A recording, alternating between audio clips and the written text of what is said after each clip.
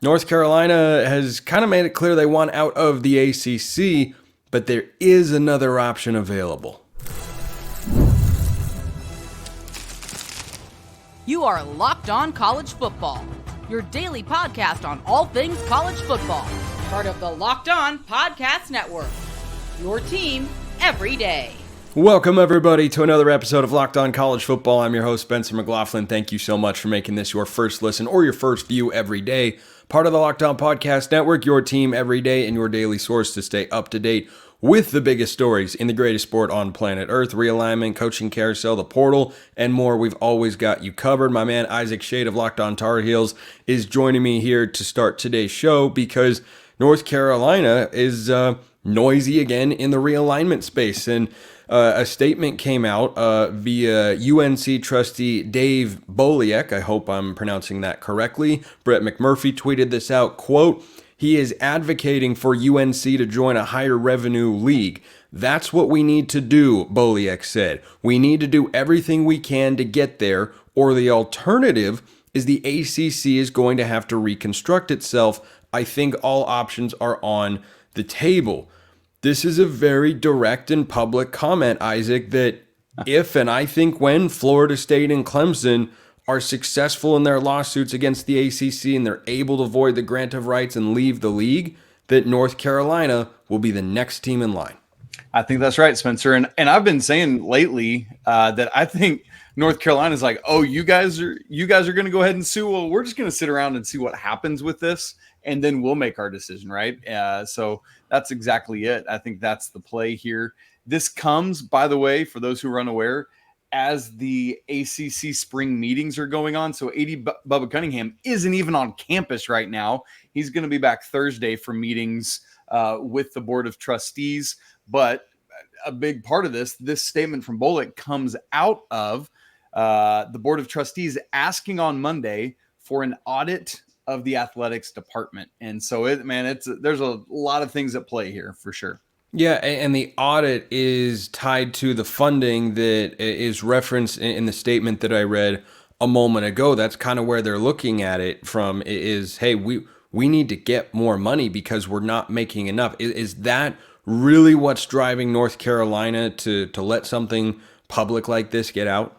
I absolutely think so, Spencer. Part of it is, it seems like from some of the quotes in the article that this quote was pulled from, some of the trustees are seemingly pretty frustrated with Bubba Cunningham. Others are saying, look, he has been forthright in his communication throughout this whole process. He has been upfront with us about deficits stemming back to COVID and how there would be those, frankly, across the nation, but in North Carolina as well. Why? Because part of what matters in a big critical way to the University of North Carolina is their 28 varsity sports, none of which they cut as cost-saving opportunities during COVID. They've held on to every one of those, whereas cutting some of those obviously would have helped remove some of those deficits. And so, Spencer, now there's this, on one hand, are we managing our budget and our funds well enough? Because there just ain't much margin right now because of the lack of revenue payout that the AC gives.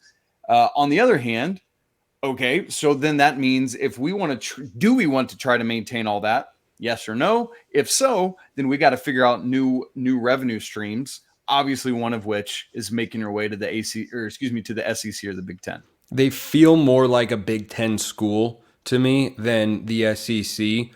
That doesn't mean that the SEC wouldn't, for the first time, try to expand its geographical footprint, because the other options are, of course, Florida State and Clemson, and those are in the states of Florida and South Carolina, where the SEC already operates. I talked about that last week on the show as to why they're in a position of such great powers. They are, one of the power conferences, and they haven't really gone outside of their geographical footprint, whereas the Big Ten has said, we'll go anywhere and anywhere that people are available. Los Angeles, Eugene, Seattle, like everywhere. They've got everybody coast to coast. But I found the second part of this particular quote, and it's a good article to go read as well. But I found the second part of this quote particularly interesting, Isaac, because certainly the idea that North Carolina would want out of the ACC and state that publicly and not have it be a leak or anything. Like, this is, everybody knew he was going to say this, I presume. I don't think he caught anybody off guard there. But the second part of it is, or the alternative is, the ACC is going to have to reconstruct itself. I think all options are on the table. That sounds like a conversation that you'd have to have with ESPN to say, hey, we need you to pay more for our conference. And that's a pretty tough sell. Not that the ACC isn't probably worth more. If it were on the open market right now for, a media rights bidding war, I think the ACC would pull more than, the running average over the course of the deals, around $36 million a school. They could probably get closer. They could at least get 40, but certainly I think they'd be able to get in the $50 million range. But if you're ESPN, what is your incentive to renegotiate that? Because you're saying we got a great deal on the cheap here. That's right. And I think part of it is, if you're ESPN, how much do you care about the ACC? Because if you don't act in good faith to help re-up to maintain this league, then they're not going to want to re-up with you when things come back around, if it still exists a decade plus from now. Spencer, what's funny is this. I mean, this all ultimately goes back to 2016 when the ACC announced the ACC network. That was when the grant of rights was extended. The deal with ESPN was extended that extra 9 years through 2035, 36. So in a lot of ways, this really doesn't even fall on Jim Phillips, the commissioner now. That was all done under the previous commissioner, John Swofford. In fact, I just went back today, Spencer, and read the article from ESPN when this deal was announced. Listen to the last line of this article. Quote, "The ACC network will increase the league's overall value. Swofford said the many agreements will put the ACC in the upper echelon of Power 5 conferences and secure the league's future over the next 20 years." End quote. Yikes. Yeah. So that's clearly not held up, and that's where we're at. So it's like, all right, ESPN, that's fine. If you want to hold us to, whatever and all that, great. But I don't know that we're going to be amenable to whatever when it comes back around, if we're all still here a decade from now. So it's like, who trusts who, what's going on? It's just so difficult to know.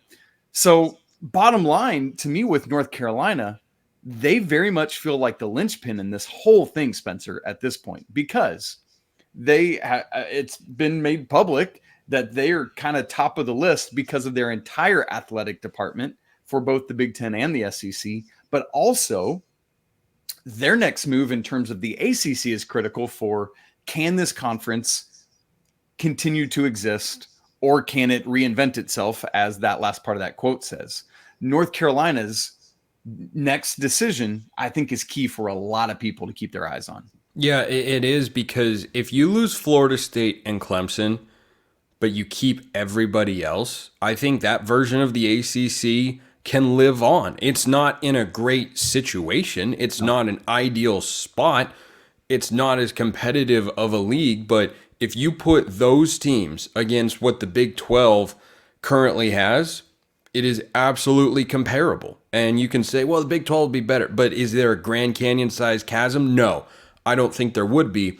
I think North Carolina is important. I think Miami is incredibly important. If you keep those two, and those are your flagship athletic programs, I think that's an ACC that can continue. And then you have other schools like Duke, of course, which I'm also curious about with North Carolina. Like, would they leave Duke behind?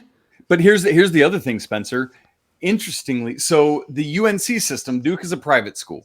The UNC system, the Board of Governors, back in March, I believe it was, I forget the actual date, kind of put in some new legislation that essentially hitches NC State's wagon, not Duke's, NC State's wagon to North Carolina, where the president of the Board of Governors, along with the 24-person governor council, has veto rights for North Carolina switching a conference tied to NC State. So you and I and all those who love the Carolina-Duke rivalry in basketball, because of the UNC system at the public school level, it's in some ways more North Carolina and NC State that are tied together at a governmental level.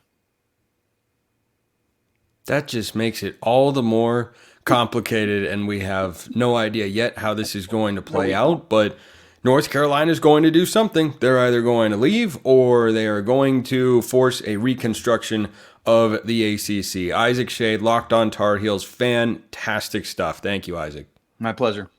A reminder for every single solitary college football fan out there that I haven't brought up in far too long. That's coming up next.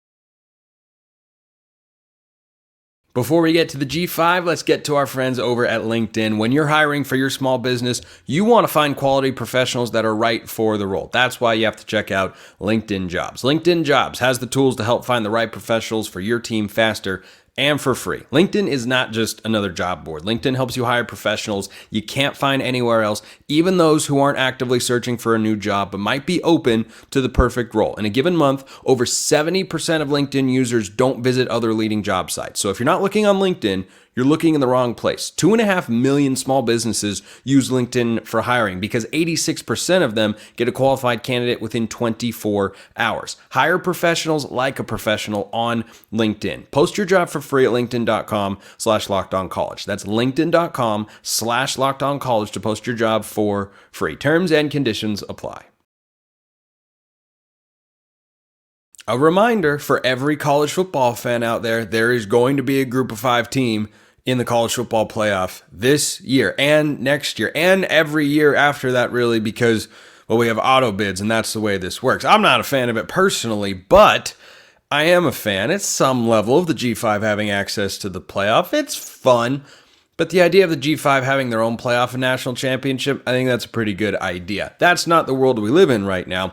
So Boise State and Tulane are the teams you look at as maybe the top 2 Group 5 teams who could win their conference and get into the college football playoff this year as one of the 5 highest ranked conference champions. Boise State in the Mountain West, Tulane over in the American, which doesn't have SMU anymore, so that path is at least a little bit easier since SMU has been really good over the last couple of years under Rhett Lashley and they go into the ACC. Maybe they make some noise. I think they'll be solid.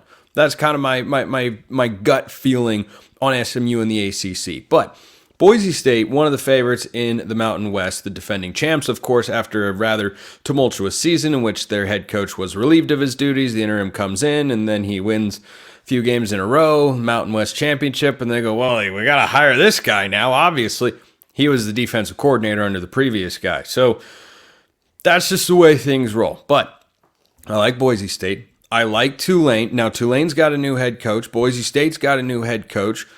But I like both hires a lot. Coach Summerall down at Tulane, he's done a lot of winning at Troy over the last several years and can pick up where Willie Fritz left off. He's brought in a couple notable transfers. Ty Thompson at quarterback, former 5-star. Mario Williams, a former USC and Oklahoma wideout. He's down at Tulane now. Yeah, did you know that? Well, now you certainly do.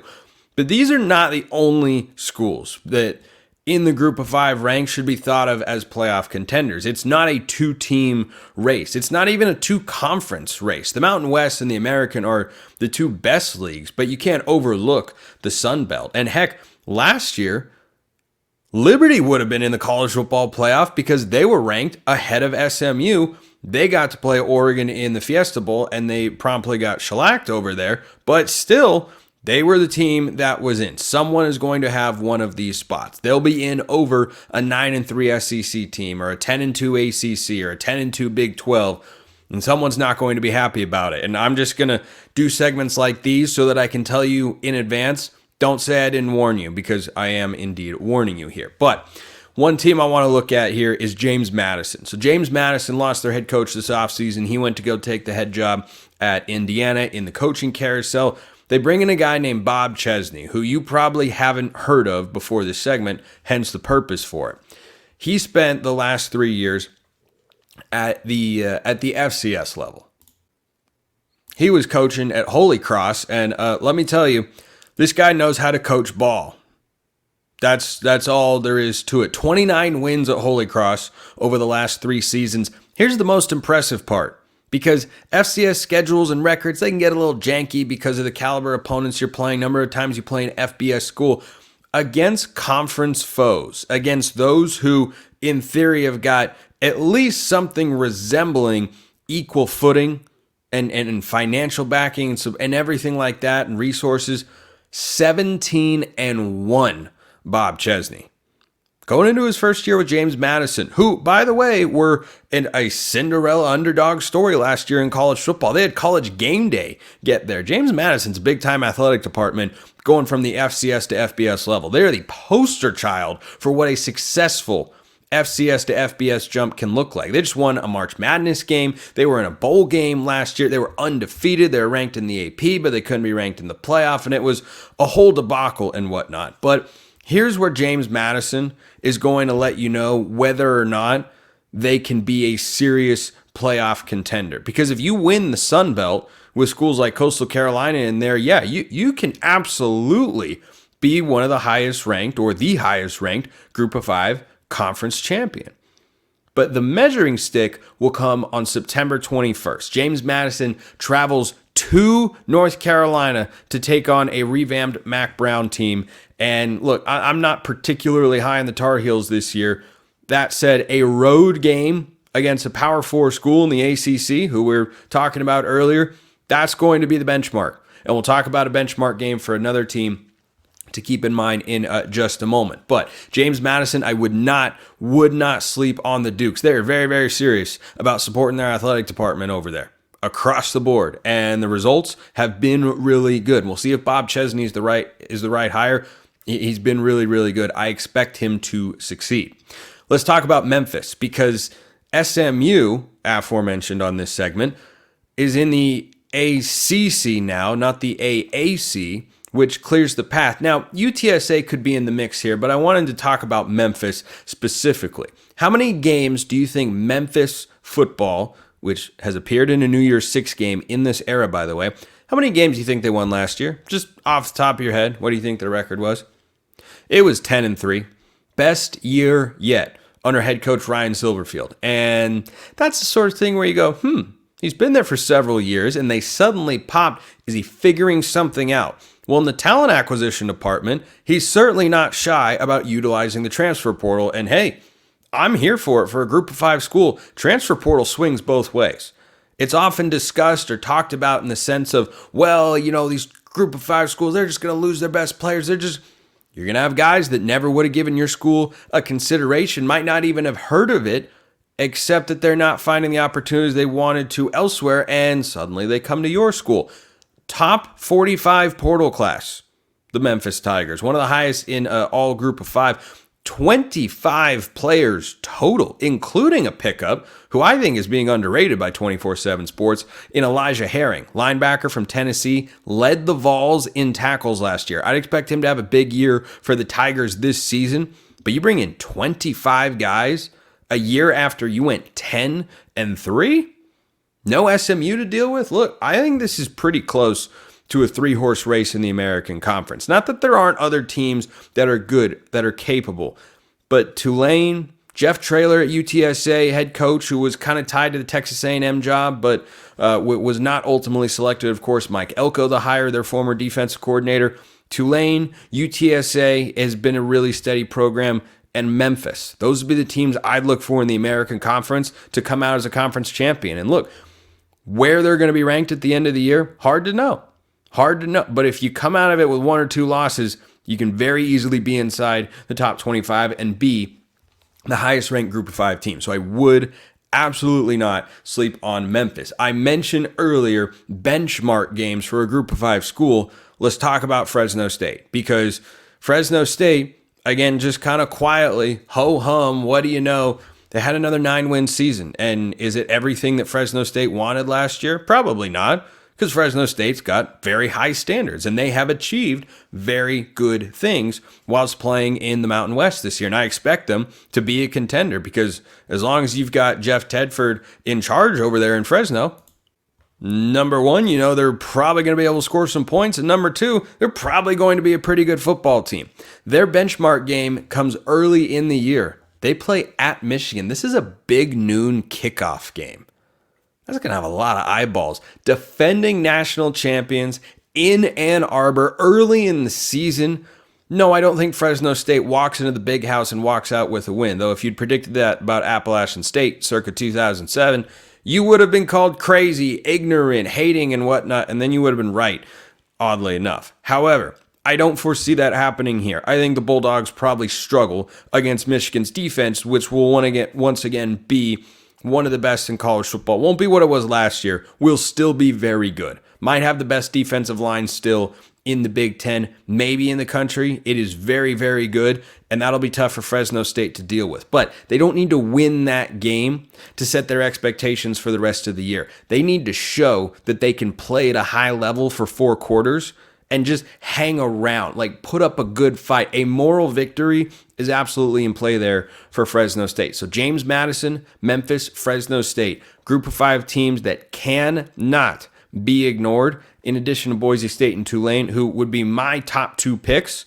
as the most likely teams to emerge out of the group of 5 and make the college football playoff this year. Drop your thoughts in the YouTube comments. Let me know what you think.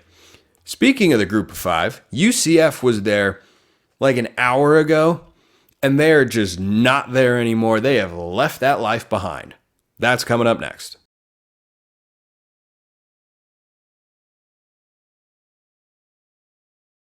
Remember when those 4 group of 5 teams joined the Big 12? And the narrative, correctly, was about the adjustment period. How long would it take them to get up to speed? When would they start to really feel like they're rolling? 3 of them feel like they're still stuck in neutral. BYU, Cincinnati, Houston, just got a new head coach. I think Willie Fritz can succeed down there in Houston. It's not going to happen overnight. They have been killed in the transfer portal. UCF is not a team you can say that about. So Gus Malzahn, who you may remember from his last coaching stint at Auburn, where he had a lot of success, including reaching a national championship game about 10 years ago. I think it was 11 years ago at this point now. Has got the Knights in, the best position of those newcomers to the Big 12 from a season ago. And heck, Vegas thinks they're in a better position than some of the new teams to the Big 12 this year.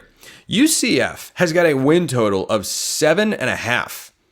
7.5. That's pretty steep considering BYU, Cincinnati, and Houston are, shall we say, not in that range. They're in the 4.5, 5.5 range, depending on which team you're talking about there. And UCF has got these sorts of expectations from the sports books because of the moves they've been making in the transfer portal. They have been crushing it. And just for reference, UCF's win total is more than West Virginia, who I talked about recently on the show. Returning coach, returning quarterback. I love that tandem. Vegas thinks UCF could be better, has the potential to be. The same win total as Arizona. The same win total as Oklahoma State. Does that sound like a team that is still trying to shrug off the rust or the label of being a group of 5 edition? Doesn't to me. And their transfer portal results don't indicate that either. They have the 22nd best transfer portal class on 24/7 Sports. 19 3-star guys and 2 4-stars have entered the fold this year. This is not a light recruiting class by any stretch of the imagination. This is a class that's going to show up and make an impact. And we'll talk about some of those individuals in just a moment. But it's more the fact that UCF already in year 2 in the Big 12 is already starting to look, feel, think, and act like a Big 12 team. And that's not a small thing because you're watching 3 other teams who have got passionate fan bases, who've got people that support their programs. They're not having as much success right now. They are in much different stages of their transitionary period getting into the Big 12 and getting acclimated to the Big 12. But UCF, look, they might go under that win total and only win 6 or 7 games. They were the only one of these 4 schools, by the way, who they're always going to be linked to, understandably so. They were the only one to make a bowl game last year. They lost it, ended the year 6 and 7, but still, the fact that they made that jump in 1 year and got to a bowl game, pretty good accomplishment. Now, if you build on that in year 2, if UCF goes and wins 8 or 9 games in the Big 12, that is going to turn heads because number one, it'd be going over their preseason win total of 7.5. And that's all that really matters, of course, right? Wink for those listening on podcast. And then number 2, you would be winning some pretty quality games in there. You can't go through UCF's schedule and give them 8 or 9 wins without going, wait, they're going to beat that team? They're going to beat That they're going to knock off who? That's making some noise, and UCF is making noise. If it walks like a duck and quacks like a duck, it's probably a duck. Well, if it thinks like a Big 12 team and acts like a Big 12 team, it's probably a Big 12 team, and that is what UCF feels like right now. And as they've gone into this Big 12 conference move, I think they've done an outstanding job. So let's get to that transfer portal class. Couple guys to be aware of. These are not players who are coming from slouch programs, as you're about to notice. Let's start not with the quarterback. Let's get to the quarterback last, just for fun. Penny Boone comes over from Louisville. Go look up the numbers he's put up in his career, going back to his days as a once-upon-a-time Group of 5 football. He went for 1,400 yards at Toledo last year. Got some awards and whatnot. Yeah, that's not exactly too shabby of a pickup there for Gus Malzahn and company. How about Traquan Fagans, a guy I talked about long ago here on the show? Where's he transferring from? USC. Yeah, defensive back from over there, former 4-star guy.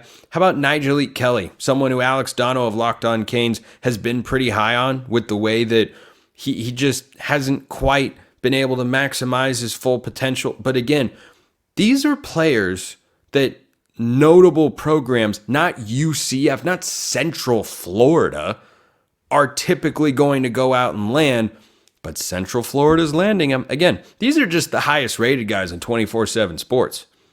You're going to have plenty more make an impact this year and make their presence felt, and none more so than KJ Jefferson, who comes over from, Arkansas, where he's won a lot of games at the Power 4 level, where he's got experience, he's got size, he's got a big arm. Really curious to see how he meshes with Gus Malzahn in that offense, because I think, and Malzahn has talked about this recently, he sees some elements of Cam Newton in him. And he's not going to get Cam Newton. That's a one-of-a-kind prospect.